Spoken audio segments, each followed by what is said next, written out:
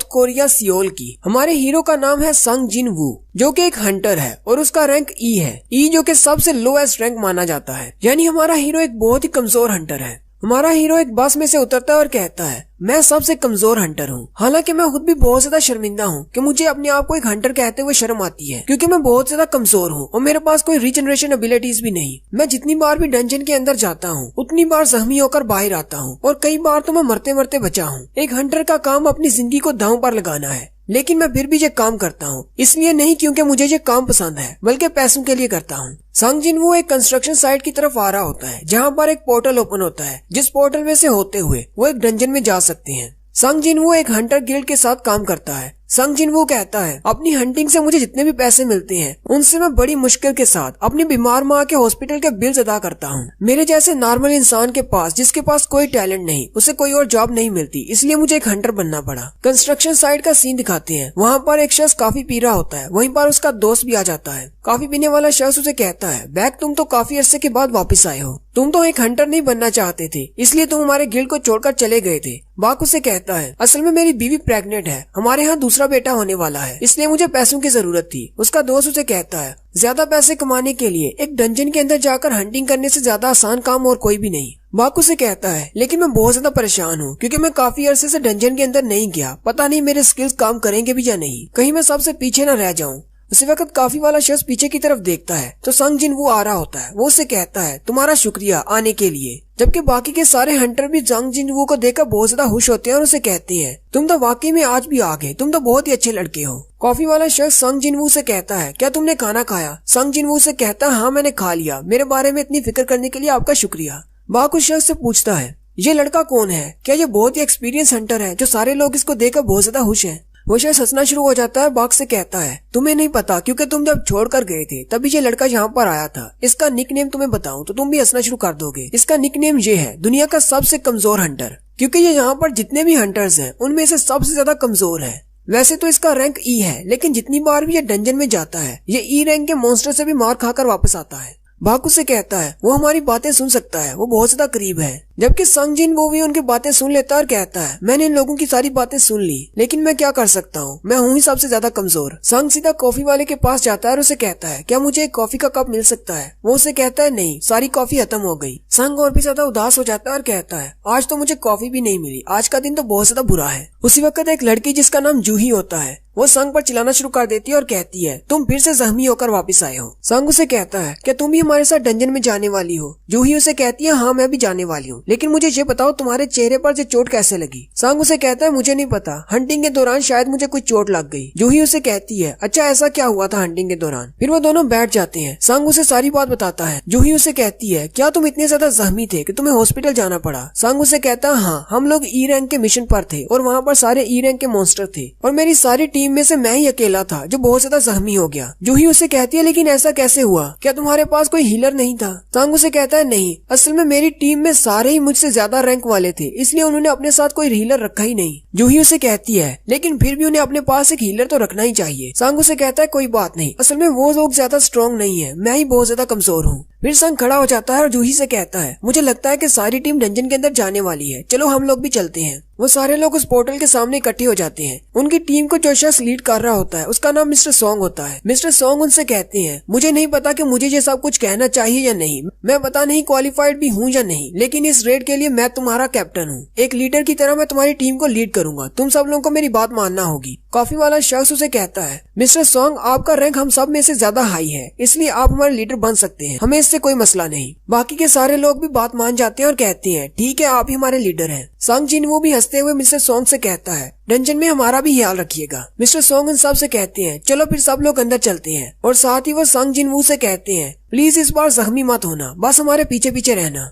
संग जिन वो पोर्टल से अंदर दाखिल होते हुए कहता है, इस बार मुझे अपना बेस्ट देना होगा, क्योंकि मुझे काफी सारे पैसों की जरूरत है। पूरी टीम के अंदर चले जाने के बाद काफी वाले दोनों शख्स बाहर खड़े होते हैं। दूसरा उसे कहता है, तुम किस बारे में सोच रहे हो? पहले वाला उसे कहता है, मैं तो बस संग जिन वो को लेकर थोड़ा सा परेशान हूँ, आज तो मैं उसे काफी भी नहीं दे पाया। दूसरा लड़का उससे पूछता है, वो तो इस ग्रुप का सबसे वीक हंटर है, वैसे इस डंजन का डेंजर लेवल क्या है? दूसरा शख्स उसे कहता है, इस डंजन का रैंक डी है। और साथ ही वो उसे कहता है, मैंने कभी भी संग जिन वो को बिना जख्मी हुए डंजन से बाहर आते हुए नहीं देखा। नेक्स्ट सीन डंजन के अंदर का होता है। जूही जिनवू के जख्मों को हील कर रही होती है क्योंकि जिनवू फिर से जख्मी हो जाता है। जूही उसे कहती है, हर बार तुम्हें ऐसे जख्मी होने की क्या जरूरत है? अगर इतना ही मुश्किल है तो तुम ये काम करते क्यों हो? जबकि वहीं पर बाकी के टीम मेंबर बाकी के मॉन्स्टर्स को मार रहे होते हैं। जूही उन सब की तरफ देखती है और कहती है, यहाँ पर सारे मॉन्स्टर्स मर चुके हैं, मुझे लगता है ये रेड खत्म होने वाली है। वो सारे लोग अपने अपने मॉन्स्टर्स को मारने के बाद इकट्ठे हो जाते हैं और अपनी अपनी तारीफ कर रहे होते हैं। जूही जिनवू से पूछती है, तुम्हारे पास कोई रीजन है? आखिर तुम ये हंटर का काम छोड़ क्यों नहीं देते?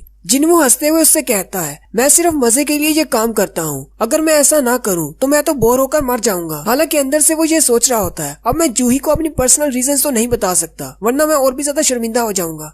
जूही चिल्लाकर उसे कहती है, अब जल्दी से हंसना बंद करो वरना तुम्हारे जख्म फिर से खुल जाएंगे। मिस्टर सॉन्ग के हाथ में एक मैजिकल कोर होती है। जब भी वो एक मॉन्स्टर को मारते हैं तो उसके अंदर से एक मैजिकल कोर निकलती है। हालांकि सी रैंक के मॉन्स्टर को मारने पर भी उसके अंदर से जो मैजिकल कोर मिलती है वो भी हजारों में बिकती है, लेकिन जिनवू के लिए सी रैंक के मॉन्स्टर को मारना बहुत ज्यादा मुश्किल है। जिनवू के हाथ में एक ई रैंक की कोर होती है। जिनवू कहता है, इतने ज्यादा जख्मी होने के बाद मुझे सिर्फ एक ई रैंक की कोर मिली है जिसके मुझे ज्यादा पैसे नहीं मिलेंगे। हर रोज मैं अपनी जान खतरे में डालकर सिर्फ एक ऐसी कोर हासिल करता हूँ, ये तो बहुत ही कम है। उसी वक्त उनका एक टीम मेंबर उनसे कहता है, यहाँ पर आओ, यहाँ पर एक और रास्ता है, डंजन के अंदर एक और रास्ता है। वो सारे उस रास्ते के सामने जाकर खड़े हो जाते हैं। मिस्टर सॉन्ग उनसे कहते हैं, ये तो डबल लेयर डंजन है, मैंने इसके बारे में सुना था, आज पहली बार देख रहा हूँ। मिस्टर सॉन्ग अपने हाथ पर एक फायर बॉल बनाते हैं और उसे उस केव के अंदर फेंकते हैं जिससे रोशनी होती है और वो केव काफी ज्यादा लंबी होती है। मिस्टर सॉन्ग सारी टीम से कहते हैं, मेरी बात सुनो, अभी तक इस डंजन का दरवाजा बंद नहीं हुआ, इसका मतलब डंजन का बॉस अभी जिंदा है और मुझे लगता है शायद बॉस इस केव के अंदर है।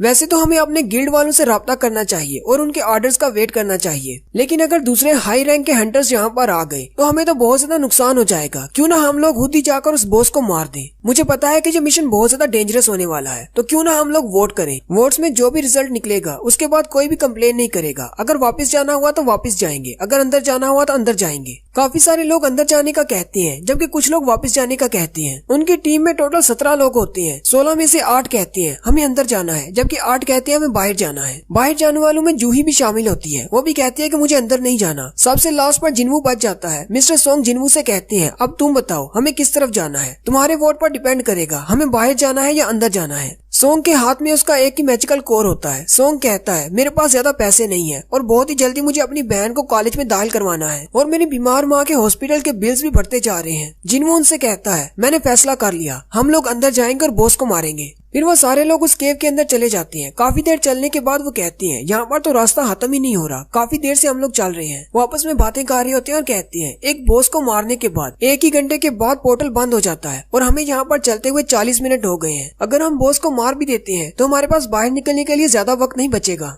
जिनवू जूही से कहता है, मुझे माफ कर देना, मेरी वजह से तुम्हें यहाँ पर आना पड़ा। अगर मैं यहाँ पर आने के लिए वोट नहीं करता तो हम सब लोग बाहर चले जाते। जूही उसे कहती है, तुम्हें परेशान होने की जरूरत नहीं, मैं बिल्कुल ठीक हूँ। जिनवू से कहता है, क्या तुम वाकई में ठीक हो? जूही बहुत ज्यादा गुस्सा हो जाती है और उसे कहती है, अगर मैं सच कहूँ तो मैं बिल्कुल भी ठीक नहीं हूँ, तुम्हारी वजह से मुझे यहाँ पर आना पड़ा। ये मिशन बहुत ज्यादा डेंजरस है, तुम्हें जरा सा भी अंदाजा है मैंने अपनी कितनी ज्यादा हीलिंग पावर को इस्तेमाल कर दिया तुम्हें हील करने के लिए, और तुम फिर से बॉस से फाइट करने के लिए यहाँ पर आ गए हो। अगर तुम जख्मी हो जाते हो तो मैं तुम्हें कैसे हील करूंगी? जिनवू कहता है, मैं तो सिर्फ इसी की वजह से अभी तक जिंदा हूँ क्योंकि ये एक बी रैंक की हीलर है और ये हमेशा फ्री में मुझे हील करती है। जिनवू जूही से सॉरी कहता है। जूही उसे कहती है, मुझे तुम्हारी सॉरी नहीं चाहिए। फिर जूही शांत हो जाती है और जिनवू से कहती है, अगर तुम्हें मुझसे माफी ही मांगनी है तो क्यों ना तुम मुझे खाना खाने के लिए अपने साथ ले जाओ। जिनवू उसकी बात सुनकर शर्माना शुरू कर देता है। जूही उसकी तरफ देखती है और उसे कहती है, क्या तुम मेरे साथ खाना खाने के लिए नहीं जाओगे? जिनवू घबरा जाता है और उसे कहता है, नहीं ऐसी बात नहीं है, हम दोनों डंजन से बाहर जाकर जाएंगे। आखिरकार वो सब लोग चलते हुए एंड तक पहुंच जाते हैं। वहाँ पर एक बड़ा सा दरवाजा होता है। मिस्टर सॉन्ग उनसे कहते हैं, मुझे लगता है कि इस दरवाजे के पार बॉस है। वो उस दरवाजे की तरफ देखकर कहती है, अगर ये बॉस का रूम है तो ये इतना ज्यादा डेंजरस क्यों नहीं है? यहाँ पर तो बहुत सारे मॉन्स्टर्स होने चाहिए थे।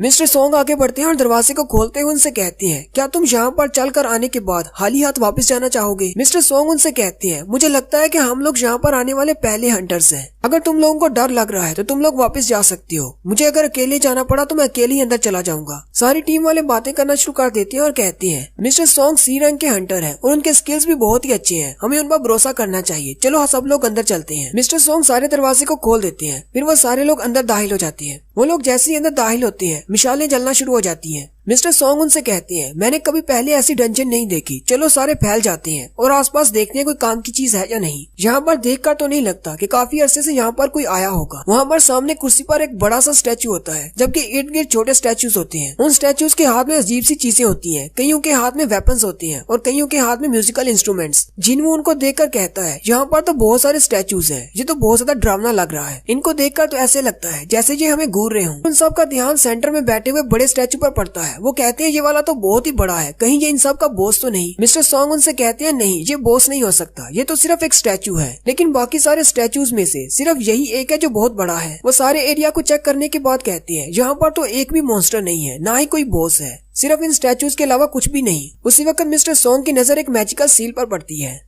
मिस्टर सॉन्ग उस मैजिकल सील को भी देख रहे होते हैं कि उनकी टीम का एक बंदा उनसे कहता है, मिस्टर सॉन्ग जहाँ पर आए, इस स्टैचू पर कुछ लिखा हुआ है। वो सारे लोग उस स्टैचू के सामने जाकर खड़े हो जाते हैं। उस स्टैचू के ऊपर कुछ लिखा होता है। मिस्टर सॉन्ग उसको पढ़ना शुरू करते हैं। उसके ऊपर हेडिंग में लिखा होता है, कार्थीनोन टेम्पल्स कमेंडमेंट्स। वहाँ पर टोटल 3 कमेंडमेंट्स होती है। सबसे पहली होती है लॉर्ड की पूजा करो, दूसरी होती है लॉर्ड की तारीफ करो और तीसरी कमांडमेंट होती है कि अपनी वफादारी को साबित करो। उसी वक्त जूही जिनवू से कहती है, उस तरफ देखो, वो बड़े वाले बॉस की आंखें हिल रही हैं। मुझे लगता है शायद वो हमारी तरफ ही देख रहा है। जिनवू से कहता है, तुम्हें बस कोई वहम हो गया है, वो सिर्फ एक स्टैचू है। उसी वक्त जिनवू को कुछ महसूस होता है। जिनवू कहता है, अचानक मुझे डर क्यों महसूस हो रहा है। मिस्टर सॉन्ग जो कि अभी भी वो पढ़ रहे होते हैं, वो कहते हैं, इन कमेंडमेंट्स के नीचे लिखा हुआ है, अगर कोई इन तीनों कमेंडमेंट्स को फॉलो नहीं करेगा तो वो इस कमरे से जिंदा बाहर नहीं निकल पाएगा। और साथ ही दरवाजा बंद हो जाता है। दरवाजे के बंद होते ही सारी टीम घबरा जाती है और कहते हैं, अब हम लोग क्या करेंगे, दरवाजा तो बंद हो गया, हम लोग बाहर नहीं जा सकते। उनमें से एक बंदा कहता है, तुम सब लोग तो बस ऐसी बकवास कर रहे हो, ये तो कुछ भी नहीं, मैं अभी जाकर दरवाजा खोलता हूँ और बाहर जाता हूँ। बॉस का खजाना या जो कुछ भी है वो तुम लोग रख सकते हो, मैं वापस जा रहा हूँ। वो जैसे ही जाकर दरवाजे को हाथ लगाता है, मिस्टर सॉन्ग चिल्लाकर उसे कहते हैं, दरवाजे के हैंडल से दूर रहो। उसी वक्त एक स्टैचू हिलता है और उसके हाथ में एक बड़ा सा कुल्हाड़ा होता है। वो उस शख्स को मार देता है और उसे मारने के बाद वो स्टैचू फिर से अपनी जगह पर खड़ा हो जाता है। अपनी टीम के एक बंदे के मरने के बाद बाकी के टीम मेंबर्स बहुत ज्यादा डर जाते हैं और कहते हैं, क्या हमें इन सारे स्टैचू से फाइट करना होगी, ये तो बहुत बड़े हैं। जूही और जिनवू भी बहुत ज्यादा घबरा जाते हैं। जूही जिनवू से कहती है, अगर वो वाला स्टैचू हिल सकता है तो इसका मतलब बॉस का स्टैचू जो मैंने अभी देखा था, उसकी आंखें वाकई में हिल रही थी। और यहीं पर हमारी फर्स्ट एपिसोड का एंड होता है। एक्सप्लेनेशन अच्छी लगी हो तो कमेंट करके जरूर बताएं। चैनल को सब्सक्राइब कर दें, वीडियो को लाइक और शेयर कर दें। शुक्रिया।